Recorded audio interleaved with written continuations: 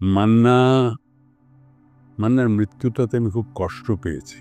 ঠিক 1 সপ্তাহ আগেই এরকম ছবির সিটিং ও আসতো রাত 12টায়, 1টা-2টো বন্ধ থাকতো। থাকতো। তারপরে তখন আমি হাতিরপুলে থাকি, বাংলা মোটরে ওর একটা বাসা ছিল, ফ্ল্যাট ছিল। সেদিন ও ওখানে থেকে যেত ওর বন্ধুবান্ধব সব নিয়ে। তো একদিন এরকম সিটিং শেষেও বেরিয়ে যেতে যে ঘুরে এসছে, রবি ভাই অনেক তো ছবি করলাম, মারামারি, এটা সেটা, চিৎকার চেঁচামেচি, একটা গল্প ভাবেন না আমার জন্যে, যেটা করে আমি অমর হয়ে থাকব? এরকম একটা চরিত্র, এরকম একটা গল্প আমার জন্য ভাববে। খুব ভালো লাগলো ওর কথাটা, যে ও যেটা করছে এটাকে ও কিছুই মনে করছে না। বাণিজ্যিক সিনেমা করছে, কিন্তু একটা ছবি করতে চায়, যে ছবি ওকে সারা জীবন মানুষের মনে রাখিয়ে দেবে, এরকম একটা ছবি করতে চায়। তার 7 দিন পরেই হঠাৎ টেলিফোন পেলাম, রফিক ভাই হিরো তো নেই মানে? তারপর তো শুনলাম সব ঘটনা। যেমন আমি এই গানটার কথা বলি, যে রাত্রি আমার বুড়িগঙ্গার দূষণের মতো কালো। বুড়িগঙ্গার মতো কালো না, বুড়িগঙ্গার দূষণের মতো কালো, অর্থাৎ দুর্গন্ধ চারিদিকে, নাক ঝাঝা করে ওঠে। নষ্ট ডিমের কুসুমের মতো চাঁদ, কি করে লাগবে ভালো? মানে এটা ডিম, চাঁদকে মনে হচ্ছে যেন এটা নষ্ট ডিমের কুসুম। কারণ আমি আলো খুঁজছি, আলো।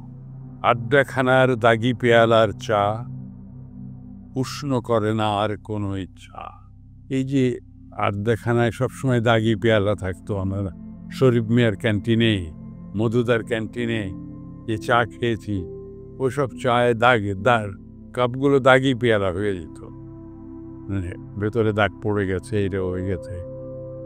এই যে পেয়ালার চা, সেই চা এখন আর কাউকে, কারো বুকের কোনো চাওয়াকে উষ্ণ করে তোলে না, উষ্ণ করে না আর কোনো ইচ্ছা।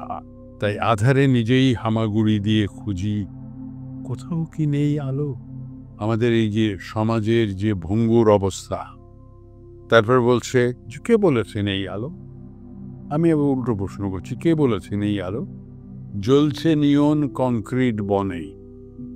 এটা কংক্রিটের বন, জঙ্গল, কোনো কিছু সাজানো গোছানো না।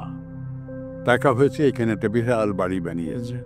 এই যে মাইলস্টোন স্কুল, এটা তো এত তালা ছিল না, প্রভাব বিস্তার করে অততলা বানিয়েছেন, বিশাল বানিয়েছেন একবার। তাহলে জ্বলছে নিয়ন কংক্রিট বনে, চোখ ঝলসানো ভবনে ভবনে। রমনার পাশে তবু একটি মেয়ে, আধারে ডুবছে, আধারে ডুবছে, কোথাও আলো না পেয়ে। সে যদি তার জীবনে আলো পেত, তাহলে কি সে ওই পেশায় যেত? কোথাও আলো পায়নি, তাই সে আধারে ডুবে যাচ্ছে।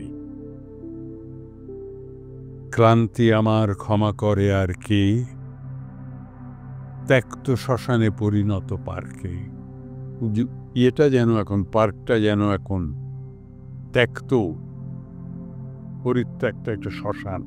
নিজেকে চিতায় মেলে দিয়ে তাই বলি, আগুনের আলো জ্বালো। কেন না? আমার মধ্যে সেই আলোর পিপাসা আছে তো।